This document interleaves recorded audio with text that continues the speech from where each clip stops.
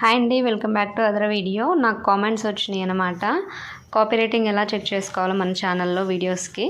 So దాని మీద video అండి. ఫస్ట్ మనం క్రోమ్ బ్రౌజర్లోకి వెళ్దాము. ఇక్కడ క్రోమ్ బ్రౌజర్ ఓపెన్ చేయగానే ఎంట్రీ ఈ విధంగా ఉంటుందండి.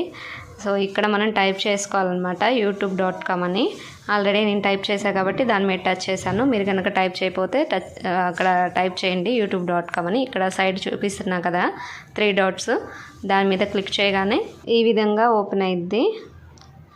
ఇక్కడ డెస్క్టాప్ సైట్ అని రాశారు కదా, దాని మీద టిక్ చేయగానే ఇలా ఓపెన్ అయ్యిద్దండి పేజ్ మనకి.